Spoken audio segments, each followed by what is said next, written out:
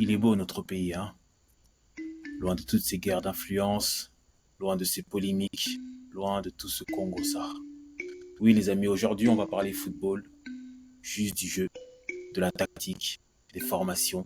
On va découvrir un peu ces joueurs et surtout, on va se concentrer sur ce qui nous attend réellement, l'équipe du Cap-Vert.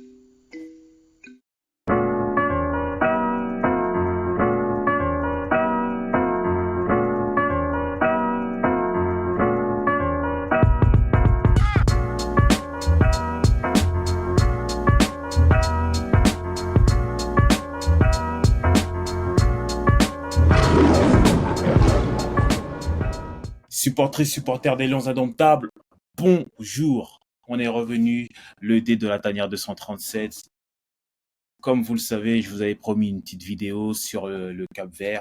On va faire une petite analyse de ce qu'il nous attend, de la formation. Pas trop long, mais c'est juste pour décompresser. Comme je vous l'ai dit, on vit une période vraiment tumultueuse et je voulais vraiment qu'on se concentre sur le réel objectif des Lions Indomptables qui est la formation du Cap-Vert. Alors le Cap-Vert, on l'avait déjà vu dans le live, mais je vais revenir en emphase un peu plus en détail. Le Cap-Vert est deuxième du groupe derrière nous, même nombre de points, 4 points avec un goal average de plus 2, 2 buts marqués, 0 but encaissé. Derrière eux, il y a la Libye avec 4 points, 2 buts marqués et un but encaissé. Et devant, premier, le Cameroun, 4 buts et un but encaissé. Ce qui est intéressant avec le Cap-Vert, c'est qu'ils sortent d'une très très belle CAN. Ils se sont fait sortir par l'Afrique du Sud avec une série de tirs au but qui était vraiment extraordinaire. Leur dernière défaite date de la Tunisie, c'était un match amical juste avant en préparation de la CAN, mais depuis ils n'ont aucune défaite. Les deux derniers matchs de préparation se sont soldés par une victoire et un match nul, si je dis pas de bêtises. Non, deux victoires, Guyana et la Guinée équatoriale, ce qui leur a permis justement d'essayer des nouveaux joueurs, ce que nous n'avons pas fait car, comme je vous le rappelle, la dernière fenêtre FIFA, nous n'avons pas participé à donc 2 matchs amicaux qu'on a gâchés tout simplement.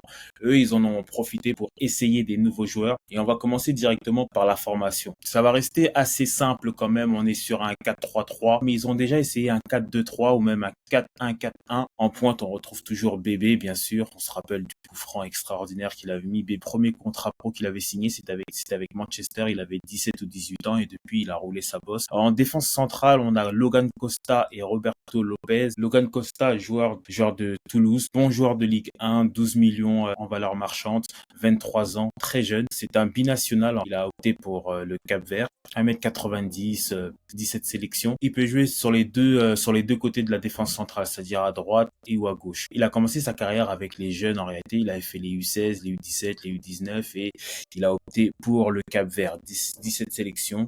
On se rappelle de lui, il avait fait une très belle CAN. Ils ont beaucoup de jeunes joueurs comme ça qu'ils ont recrutés et qui sont encadrés justement par des joueurs un peu plus expérimentés. À côté de lui, vous avez Roberto Lopez. Roberto Lopez, bien sûr. Alors là, quand on parlait d'expérience, Roberto Lopez, c'est vraiment ça, 31 ans.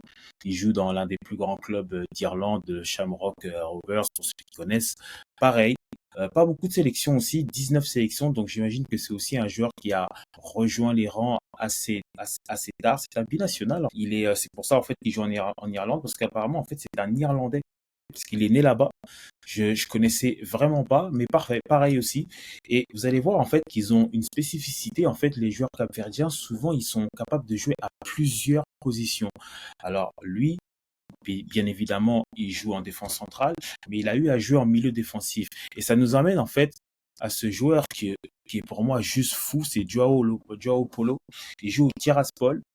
Et en sélection, il joue arrière droit ou arrière gauche, mais en réalité, il peut jouer même piston, voire milieu offensif. C'est la défense avec à droite Steven Moreira qui, pareil aussi, avait joué une grande partie de la CAN. Maintenant, je voulais attirer votre attention sur un petit jeune que j'ai remarqué, Wagner Pina, 19 ans. Wagner Pina qui joue au Portugal, binational encore portugais, arrière droit, 21 ans, 1m80. Il peut jouer arrière droit, il peut jouer milieu défensif, il peut jouer aussi central, mais je pense qu'il a été beaucoup plus utilisé dans un poste de arrière droit dans son club de Estoril. Même chose, hein, c'est des joueurs qui étaient peut-être promis à une carrière au Portugal, en tout cas à la sélection portugaise, et qui très vite, en fait, c'est contrairement à nous, ils arrivent à attirer des jeunes binationaux très tôt, 22 matchs en première division portugaise. Il a une seule sélection, il a été essayé contre Guyana au dernier rassemblement du Cap-Vert. Mais ça, c'est la même chose quand je vous parlais de ces jeunes joueurs camerounais qui peut-être sont un peu justes, mais si on avait des matchs amicaux, on aurait pu essayer comme eux font essayer, comme eux essayent des joueurs. Il va sûrement pas jouer, mais je pense qu'il fait partie de ce renouveau de l'équipe capverdienne. Au milieu de terrain, je suis allé assez simple, Lenny, Montero, Duarte, plus peut-être se concentrer sur Montero, le numéro 10, qui a joué la plupart des matchs à la CAN. Ils ont un jeu très énergivore, hein, c'est-à-dire que ça court beaucoup, c'est des transitions, c'est un jeu de possession, mais c'est aussi des multiplications de courses à haute intensité. Souvent, les trois milieux de terrain ne font pas 90 minutes au bout de 60 minutes, 70 minutes, excusez-moi, ils se font remplacer. Je voulais surtout m'attarder sur l'attaque. Je trouve que l'attaque est quand même assez folle. Donc, Ryan Mendes, aujourd'hui, qui a déjà 34 ans, c'est carrément le taulier de l'équipe, 66 matchs, 14 buts. Il peut jouer à gauche, il peut jouer à droite. Il a joué des matchs en avant-centre aussi. Je pense que au dernier rassemblement, ou peut-être juste avant, il avait joué en avant-centre parce que Bébé était absent. On le connaît, nous en France, on le connaît quand il jouait au LOSC. Aujourd'hui, il joue en Turquie. C'est ce genre de joueurs qui vont peut-être encadrer les plus jeunes qui arrivent. Et je voulais parler de donc Jovan, 35 ans, qui peut jouer avant-centre, qui peut jouer sur les côtés. Il est plutôt ailier gauche, mais il a eu à jouer avant-centre quand Bébé était absent. 10 sélections, même chose. Il joue au Pirée en Grèce. En sortie de banc, on aura Gary Rodriguez, binational hollandais, 43 sélections, 7 buts, 33 ans, 1m73, mais un peu le même style de Mendes, ce genre d'ailier provocateur qui peut jouer à droite ou à gauche. Donc là, on reconnaît bien la patte hollandaise. Il y joue en ce moment en Turquie. Vous voyez, c'est tous des joueurs qui jouent pas forcément dans de gros championnats, mais ils ont quelque chose que peut-être nous au Cameroun on n'a pas, c'est le fait d'avoir l'habitude de jouer ensemble. Donc quand tu joues contre eux, tu as l'impression que tu joues contre un club. En réalité, ils ont déjà les automatismes, ils arrivent à se trouver les yeux fermés. Le joueur sur lequel je voulais vous attirer l'attention, c'est Elio Varela. Une sélection, 22 ans, 1m76, binational portugais, une seule sélection. Il a été sélectionné, mais avant la CAN. Pour une raison j'ignore, il n'a pas été pris pour la CAN. Peut-être qu'il a été pris, mais il était sur le banc. Mais en tout cas, il n'a pas joué de match, je m'en souviens pas. Et là, il revient parce qu'il fait une saison tonitruante au Portugal. Je crois que c'est de mémoire 35 matchs pour peut-être une dizaine de buts et 5 passes décisives. Ça doit être quelque chose comme ça. Il vaut déjà 2,5 millions. Il peut jouer à gauche, il peut jouer à droite, il peut jouer milieu offensif. Il est très fort sur ses appuis, tonique, rapide. Écoutez, c'est le genre de joueur qui, en sortie de banc, une fois que Gary Rodriguez, que Jovan, une fois que Ryan Mendes seront un peu fatigués, tu fais rentrer Elio Varela à la 70e minute et je vous jure que ça peut faire énormément de mal. Nous, au niveau du Cameroun, on en a fait beaucoup de live, donc je voulais pas revenir sur les possibles formations. Ce qu'on sait aujourd'hui, c'est que la liste des présélectionnés sont au rassemblement. Je sais pas s'il va garder tous les joueurs ou s'il va faire une dernière liste demain, après-demain. C'est assez flou par rapport à tout ce qui se passe autour de la tanière. Mais ce qui est sûr, c'est que pour aller chercher un résultat face au Cap-Vert, il faudra que tactiquement on soit réellement en place, que physiquement on soit là et surtout qu'on ne lâche rien du tout.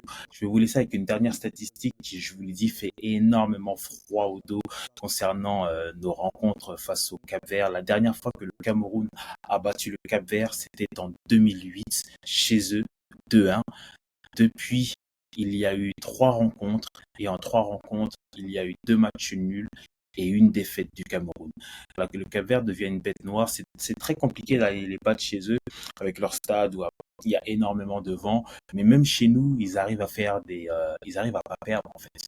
Donc en réalité, je pense que le Cap-Vert, de par leur CAN et de par l'historique qu'ils ont contre le Cameroun, vont venir avec je dirais pas de la confiance, mais peut-être un sentiment décomplexé de se dire qu'ils l'ont déjà fait et que maintenant ils peuvent le refaire. Ça, comme je vous l'avais dit dans le live, je suis assez confiant, pas confiant dans le sens où je minimise le Cap-Vert, mais je pense que aujourd'hui les joueurs camerounais n'ont plus pas qu'ils n'ont rien à perdre, mais aujourd'hui avec la canne qu'ils ont fait, avec ce qui se passe un peu autour d'eux, ils n'ont pas la pression vraiment en réalité. C'est que, comment dire ça?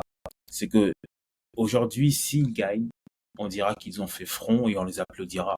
Mais par contre, s'ils perdent, on dira que c'est la faute de la FECAFOOT ou en tout cas de la FECAFOOT versus le MINSEP. J'ai pleinement confiance aux Lions indomptables. J'espère que vous aussi. On se retrouve samedi car je vais commenter le match. C'est le dé de la tanière de 137. On est ensemble.